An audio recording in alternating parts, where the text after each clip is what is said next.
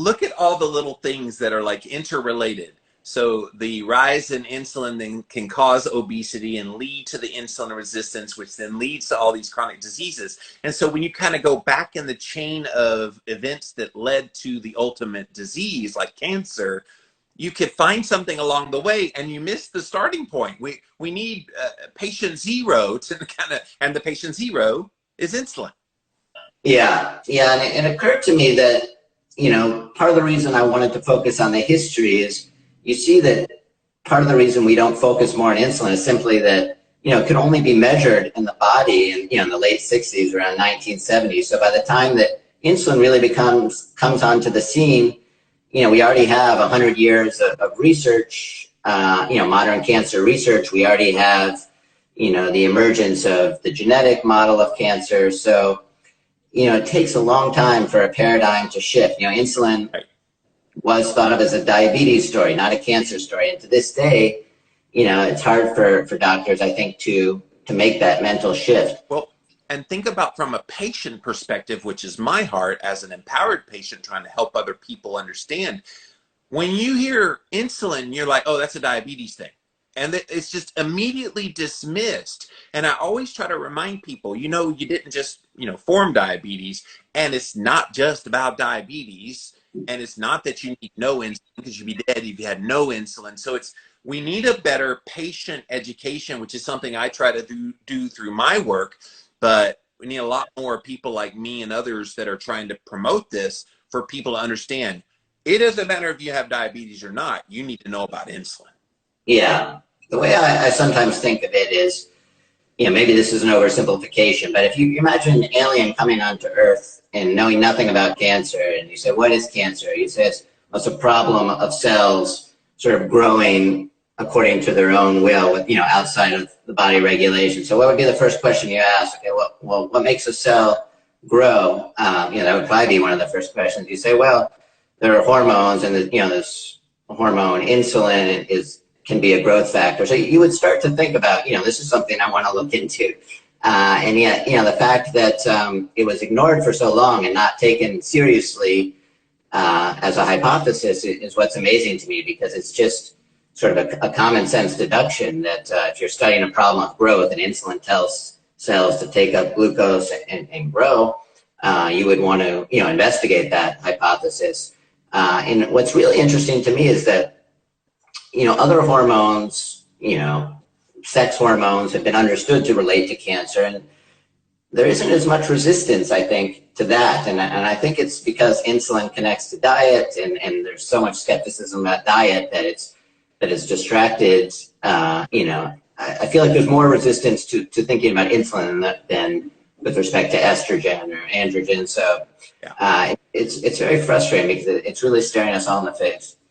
Which is amazing to me, because all the other hormones are directly impacted by the master hormone, insulin. If it's the master, it's like the president of your body. So it kind of regulates and determines how the insulin goes is how the rest of all your endocrine pathways in your body goes. And people, the fact they don't get that means we have let people down. This should be basic education in grade school. No, I certainly agree. And, you know, part of the problem also is that, you have all these studies done by epidemiologists who are studying cancer populations, and they make the connection between obesity and cancer, or hyperinsulinemia and cancer. And then you have guys that are working in the lab who are studying, you know, the pathways that are turned on by insulin in the cancer cell, and yet they're two separate worlds. They're in different silos, and they don't really communicate necessarily. And that's part of my project in this book, is trying to bring those worlds together. Dude, you were talking my language, because I, for the longest time, have been observing all these fields of science and research, and I'm going, look, this field over here and this field over here, they're talking about two different end outcomes and two different things they're looking at, but they're coming to the same conclusion. Why can't you have meta-analysis of all these different studies and how they're coming to the same conclusion with different disease states? I think that proves the point that insulin resistance is the central factor in all of them. Yeah, yeah, no, I think you're right. And that's what, I'm not a scientist, I'm a journalist, but I feel like what I can do is try to connect the dots, to connect those stories. And so that's what I've tried to do. But you have to really, I think, start in the 19th century. And I learned this from Taubes as well, because that's when the story begins, when all these diseases, were rare or almost non-existent in some cases, and then just grow more and more common. And, that was one of the most astonishing things for me is reading about the 19th century and seeing how much more common cancer became, and how in some societies that weren't eating like we eat in the Western world actually remained relatively, cancer-free. I wouldn't say cancer-free, but cancer remained very rare well into the 20th century. So, it's a cause for optimism in a way that it doesn't have to be this way, that you could imagine a world. You don't have to imagine the world. We know these worlds and societies existed where cancer was much, much less common. And I think through diet, we could get back there. Well, and look at the work of people like Dr. Weston A. Price, a dentist of all people. And he was going to these indigenous tribes and seeing their health apart from the westernized culture with food. And they were, great teeth, they were robust and everything, free of disease. And then once westernized foods became introduced, processed carbohydrates primarily, things that would boost insulin very quickly, their health went to pot. And so that's the amazing thing about all this, Sam, is none of this is new. And yet you see people go down the grocery store, you see them go to McDonald's, you see them go to all these places willingly putting this stuff in their mouth, all at the holy altar of, well, it tastes good, not realizing that it's going to lead them 10, 20, 30, 40 years from now to developing things like Alzheimer's, cancer, diabetes, heart disease. Yeah, no, I agree. I mean, we should add that, not some cancers just are bad luck, and some are genetic. So it's not all, but I do think that, it's a significant percentage. And, it's what you say is true. I don't, my perspective on it, and it maybe yours as well, is, I don't blame the people that go in and buy this stuff. Maybe in some cases they blame, but it's the whole culture, it's the information they're getting. It's, if I hadn't, happened to stumble across an article, that interested me and then read about Gary, I would be doing the same thing. I used to eat sugar constantly. Yeah, dude, I was the king of carbs back in the day. Before I had Dr. Atkins' New Diet Revolution, I got it as a Christmas present in 2003, and it totally changed my life. Like 2003, totally radically changed my life. I did it in 2004. And I was drinking, this is no lie, Sam, I was drinking 16 cans, 12-ounce cans of Coca-Cola a day. Oh my God. Whole boxes of Little Debbie snack cake. I'd go to Taco Bell, I'd go to McDonald's, I'd go to 7-Eleven. I was a junk food junkie. So I was totally oblivious to it because I just didn't know any better. And I got frustrated by the eat less, move more, the eat less calories, eat low fat, because that's not satisfying, because the hormones are out of control still. And it wasn't until I read this book that said, do the opposite of everything you've been told to do is healthy, and you're going to get healthy. And I got healthy. Yeah. And I was really the same way. I used to get a box of Entenmann's donuts and polish it off in one day. Yes. And I think that's a very important part of the story too, because when people see me, they think, oh, you're skinny, you've always been skinny, this isn't relevant for you. But in fact, I was in my late 20s and 30s, or, certainly in early 30s, I had all the signs of metabolic syndrome, or early stage metabolic syndrome. And, I carried my weight in different ways, but I was, about 20 pounds or more heavier. I had high triglycerides. Yeah. So in a way, it's counterintuitive, but some of the ability to store fat subcutaneously is actually protected. In my family, you get diabetes right away. We don't store fat. Right. Well, I remember interviewing somebody once, Sam, that said, if you get obese, be lucky, because at least that adipose tissue in your midsection is actually protecting you from getting the disease while you're still growing fat cells. Oh, it was Amy Berger that said that. While you're still growing fat cells, that's your body saying, all right, bruh, we're trying to protect you from getting diabetes, but or heart disease or cancer or something. But if you keep this up, we're going to tap out and we're going to have to give you the disease. So people think the obesity leads to the disease. No, the obesity is protecting you from getting the ramifications of the disease that's already developing.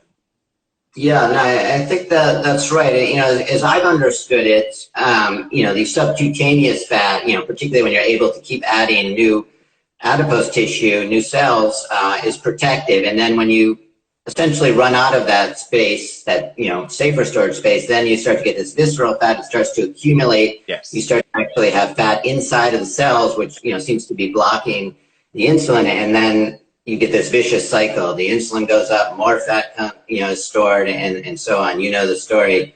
But, you know, I think it's so important for thinner people or people that are not obviously obese to understand that they may well have insulin resistance as well. This is everybody. Well, the whole TOFI effect, thin outside, fat inside, and fat not meaning literal fat, but fat from a metabolic standpoint, all those things you were talking about, high triglycerides, high insulin, high inflammation levels. I could go down the list of all the things that show you're metabolically unhealthy, even though on the outside you appear thin. And so people think their thinness protects them. And I worry about those people, by the way, because society judges fat on the outside, but they know body that's metabolically sick on the inside just as much as a fat person would be, and yet because they're thin, they're protected from the criticism, and they're the ones most at risk. Yeah, no, I think my family is a perfect example of that. Either my grandfather died of diabetes at a relatively young age. You know, my father is thin but had, you know, pre-diabetes, and you know, as you said, that you know, you see these plagues of diabetes spreading across the world. In India and China, you have a lot of people that just store fat differently, that don't look obese, and yet it's all the same story. Yeah. By the way, thank you for putting Otto Warburg's name back on the map, but you brought somebody else's name back out, and you mentioned his work, Pure, White, and Deadly. John Yudkin. Oh my gosh. Otto Warburg and John Yudkin, two of the most devalued scientists, and what they put Yudkin through in the early 70s, right as insulin was kind of coming on the scene, right as the low-fat diet was working its way into McGovern's head and wanting to put it into the dietary guidelines for Americans that would come in the early 80s. I was a kid in the early 80s, so I remember having to memorize that stupid food pyramid. We have to have 6 to 12 grains. And so, yeah, dude, John Yudkin, man, posthumously, he's getting his due, but dang, at the time, they pretty much said, yeah, you don't fit our mold, you don't fit our narrative, go away.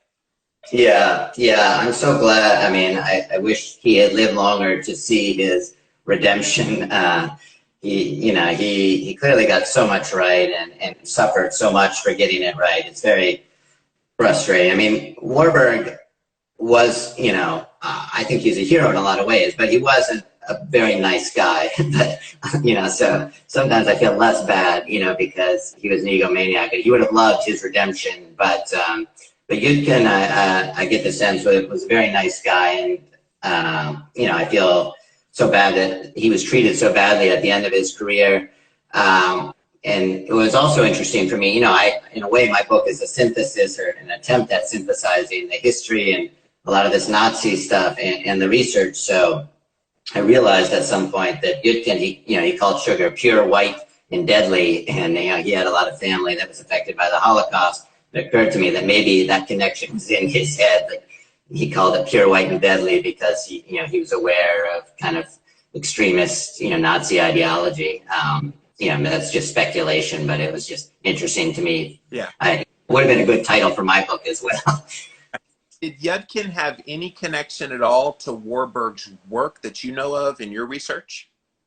No, I don't think so. But what I did discover, and you know, it was really kind of an interesting, surprising discovery for me, is, you know, I assumed that Warburg never had a chance to even entertain the insulin hypothesis because he died in 1970, and there was almost no talk of insulin and cancer at that point because, you know, you couldn't even, they were just learning how to measure insulin in the blood at that point.